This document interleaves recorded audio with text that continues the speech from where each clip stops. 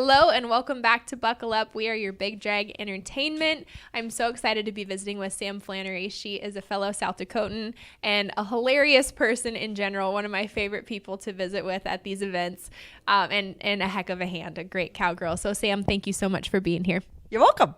Now, you have a couple horses you're running this week, but before we dive into that, I want to talk about your shirt because it says understanding the feel, and that is a phrase that you like to use a lot when you're both training your own horses and teaching. So tell me about understanding the feel. Well, we started doing clinics fall of 2019, and that's what we titled it, was Understanding the Feel, and the clinics are based on helping the person feel what is great. I've noticed that, of course, watching a lot of different people, if people can feel that it's good, it looks good to us. Mm-hmm. Like looks good on the outside too. Mm-hmm.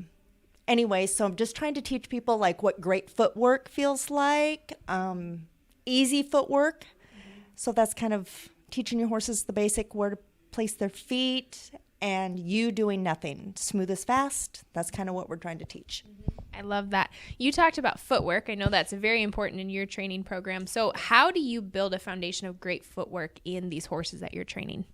A lot of repetition. Horses learn off repetition. I want to put the horses in the exact same spot over and over again until they get the feel of this is where their feet go. As I'm putting them in the position, I want to feel what, go a little closer or a little further from the barrel until I feel that individual horse what feels the best. Mm-hmm. And then monotony, keep going over it. That's where horses learn. I want them to know that whether we're going slow or we're going fast, this is where my feet always go, and so that they're comfortable when we come to big events like this. Wonderful. Speaking, that's a great lead into my next question, which is how do you prepare for big events like this? You live in Mission, South Dakota, or near there. Yes. So a little ways away from, things. I know that you don't mind hauling to places. You're kind of a road warrior, but how do you like to prepare your horses and yourself for events like this? Well, lately it seems like we've been going to a lot of events, but I guess a good example, the two smooth guys that I was on, I haven't ran them for 4 weeks, I don't think. So coming down here, I did stop at a friend's arena. For some reason, I can't go fast on my own arena. I can go 3/4 speed all day long, but for some reason, I can't just send them. Anyway, I went to a friend's arena, and I sent them through just to knock the rust off, make sure they knew where their feet were, just makes them a little bit more savvy in the run. Otherwise, all they're doing, they've been behind cattle for the last month. A lot of cattle work this time of year. So anyway, that's what I did. Wonderful. I love that you mentioned working cattle on them, giving them a different kind of job. What's your philosophy there? And at what point do you go, all right, you need to go chase some cows for a while? Well, it's been a long summer. I mean, all these events have been so amazing the past year, and we're running barrels over and over again. So when I used to kind of do the cattle work with the 3 and the 4-year-olds, well, now it's like, oh my God, take the 5-year-olds out there and let them relax behind the cows and do something different. They still get a little bit of pressure when things go awry with cattle, because it always does. But they cover a lot of ground. They cover up and down hills. They have to learn to relax and stay behind the cattle, not outwalk them. It's just, I don't know, it's great. And the horses like it, I feel, anyway. So I'm all about the cattle work.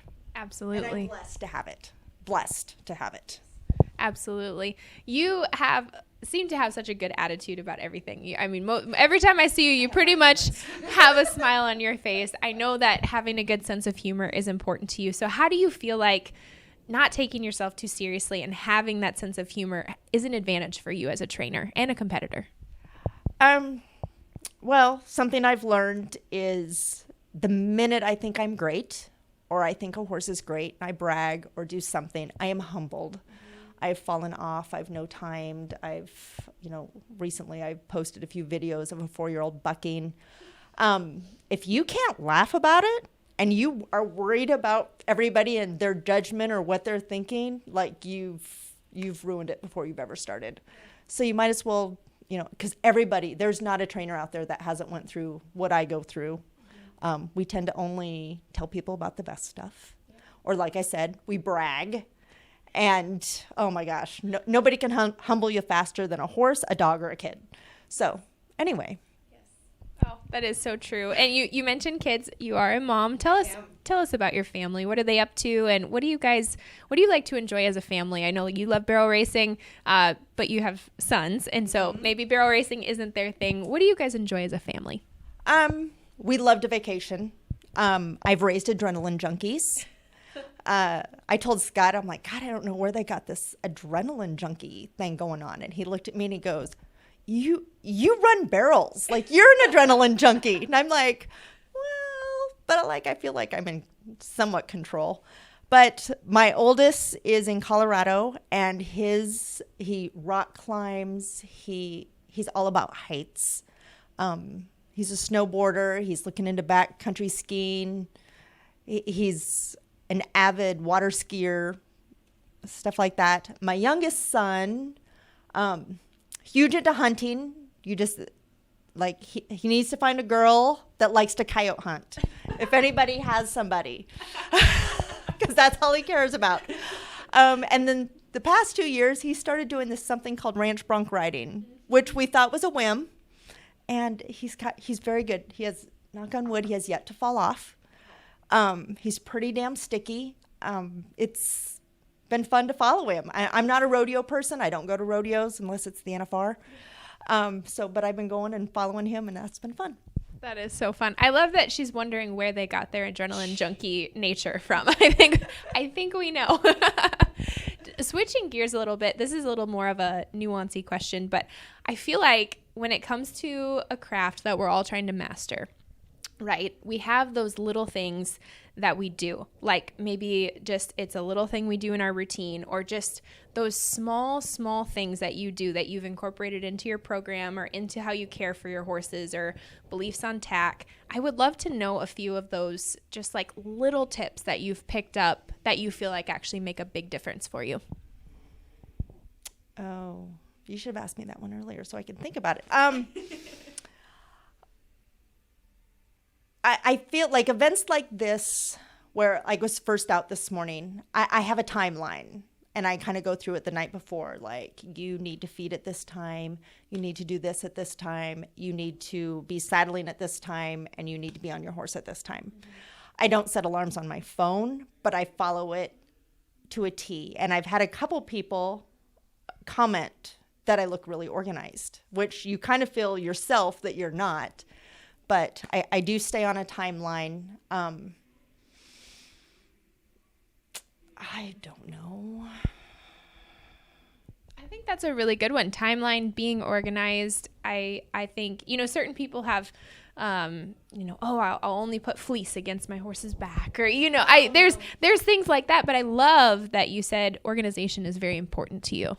Well, it is and it isn't, because anybody that knows me is probably laughing right now, like, organized. But I do follow a timeline, and I'm sure it's years of doing it that I'm just like, I have to be doing this. Like this morning, I knew that first out, you're going to run at 8 o'clock. At 7 o'clock, you have to be at the stall. You have to be doing mains. You want to be stepping on your horse at 7:30. Like, make sure you have all this. Yet take some time for yourself. Something that people get nervous and they don't eat. I see that in a lot of competitors. And you have to have protein. You have to, we want our horses to be sharp. We have to be as sharp. We have to be able to keep up with them. So, I got up at 5, I fed, did everything. And then I sat in the trailer at 6 o'clock and had my coffee and had some protein, had some food. And then I was back down at the stall at 7. Mm-hmm. So that is something that I see a lot of people skip. Mm-hmm. I keep protein bars around. Like, I have to be as mentally sharp to stay with them. Yeah.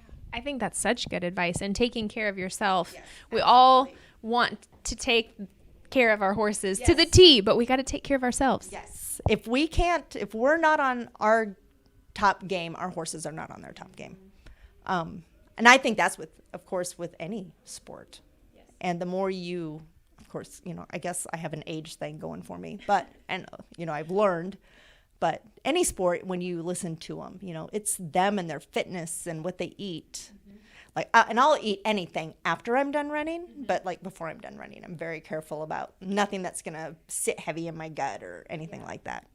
Man, those are really good. That's exactly what I'm talking about. Those little insider tips. Those are so good. My final question for you, and this is just a fun one. I think it helps us get to know you as a person, is what is something really unexpected that we might not know about you, or that we might meet you and have a conversation, but we would never know this thing unless we asked? I love to cook. I live in the middle of nowhere, so I'm forced to cook. And I like to have a lot of time. If I'm walking in the house at 8 p.m. and everybody's hungry, I'm a little bit annoyed. But if I have time, I absolutely love to cook. Pinterest is one of, my most used websites that I go to. I used to be a quilter, and I enjoyed quilting an awful lot. And then, we used to only fraternity from, back in the day, you just did it August through September. Now we go year round, but back in the day, all winter long, I would quilt. Yeah. And I loved a vacation. I loved to vacation. I could just be a full-time vacationer. I'm always sitting down. I don't get them planned like I want to, but I'm always sitting down and looking at the next adventure. Oh, that's so fun. Well, we'll have to live vicariously through you on your beach vacation. So, Sam, you are just so much fun, and like I said, I always walk away from a conversation with you with a smile on my face. So again, this has been a visit with barrel horse trainer Sam Flannery of Mission, South Dakota, and thank you for making time. Thank you.